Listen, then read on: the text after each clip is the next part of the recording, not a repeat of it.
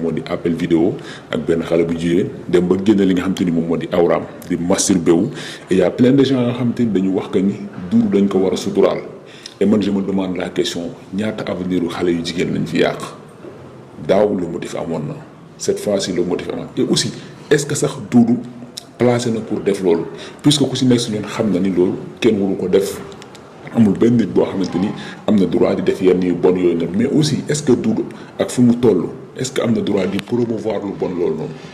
parce que la dernière fois lu mel noonu amoon na ci ki nga xamante ni moo di Ndeye Ndiaye Banaya avant loolu noonu gis nañ fi ay ki nga xamante ni moom moo di ñaaxarañ lu def nañ ko mais aussi après dañuy continuer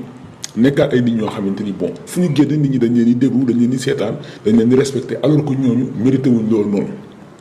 je pense que ni nag dafa commencé nekk benn affaire boo xamante ni Sénégalais yi defatuñ ko muy dara parce que déjà ki nga xamante ni moom moo di Doudou il a merdé parce que là teg na képp koo xamante ni xam nga ko gàcce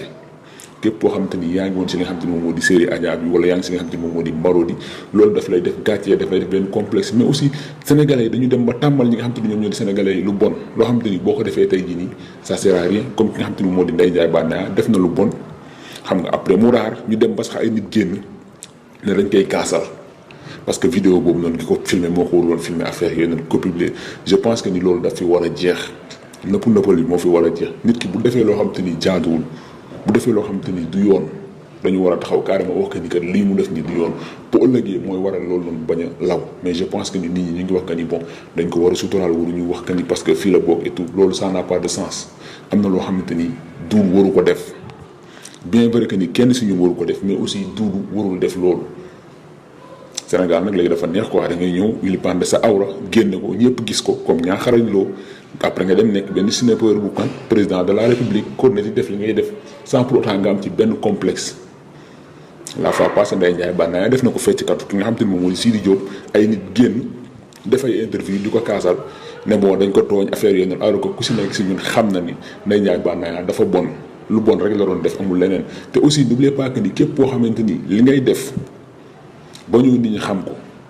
bëggoon nit ñi xam ko bu yow nga teel ci jógee parce que là ci lancé boobu la ñu nekk am na ay surprise yu bëri yoo xamante ni mu ngi commencé am parce que déjà Adamo mu ngi révéler ay secret bien vrai que ni day insulter day saaga mais foofu noonu bon je pense que ni Adamo il a bien fait parce que moom amul xaaj amul seen.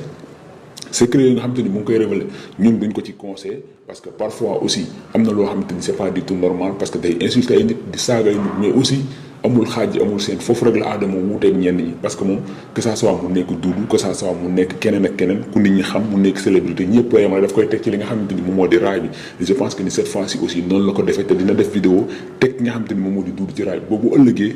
képp koo xamante ni célébrité nga wala nga def yenn affaires yi bon boo koy defaat di nga ko xool bu baax parce que bu njëkk loolu la woon man ngi nekk célébrité de benn affaire télé duñ ko wane ñu ci war a wax internet yi duñ ci wax youtubeurs yi nga xam te ni déjà ñoom ñoo ci war a wax bu fekkee da ngeen am ay link duñ ci wax mais là ki nga xam te ni moom moo di Adamo foofu rek la amee différence ak ñeneen ñi parce que déjà day ñëw teg lépp ci marché bi ñëpp gis ko exposé ko je pense que Doudou mérité na loolu parce que là dafa teg gàcce képp koo xamante ni xam nga Doudou et aussi képp koo xam ne sax célébrité nga parce que déjà après ñëpp dañ naan kon là ñii nii lañ mel Doudou je pense que ni ternir na benn image boo xamante ni dans sa vie mënatu ko defar lépp loo xamante ni liggéeyoon na ko ci li nga xamante ni moom moo di carrière artisam yàq na ko parce que là y a beaucoup de gens yoo xamante ni ñu ngi ko doon suivre Doudou jar leen lu nekk mais là depuis ñu gis li nga xamante ni moom moo di vidéo bi dañuy am benn recul ci moom parce que xaaruñu ko woon foofu te aussi daf leen bett carrément et man aussi je pense que ni Doudou mosuma ko xaar ci yenn affaires yu mel nii mais aussi comme ni nga ko waxee noonu l'apparence est souvent trompeuse donc je pense que ni loolu moo arrivé ki nga xamante ni moom moo di Doudou et je pense que ni vidéo bi nag propagé wu na fépp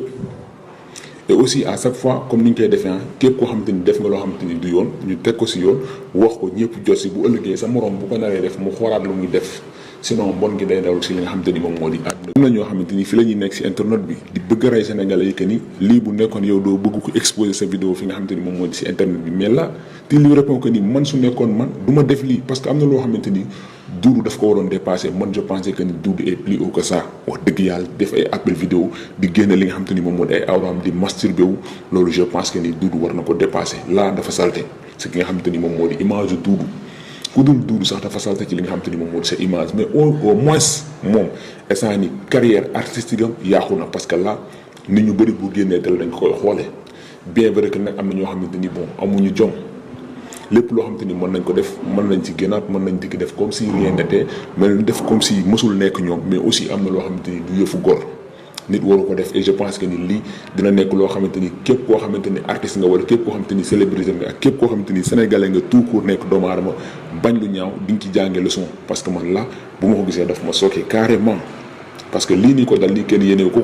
et aussi tamit sénégalais am na si ñoo xamante ni duñ suivre n'importe qui buñ la xamee ci yenn affaire dañuy commencer am benn recul ci yow et je pense que ni loolu dina arrivé ki nga xamante ni moom moo di Doudou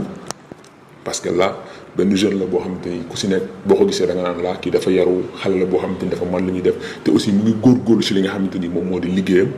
xam nga sans pour autant tamit nga xelaat yenn affaire ci moom mais un beau jour ñu xëy comme genre Korité bi nii ñu teg benn le motif boo xamante ni bon kenn xamul fu mu jógee ñu nekkal la ñu ni Doudou je pense que ni boo ko gisee automatiquement daf lay bett boo ko gisee automatiquement da ngay découragé wu ci célébrité yi nga xamante ni ñoom ñoo nekk Sénégal parce que da nga naan ñii ni ñoom ñëpp a yam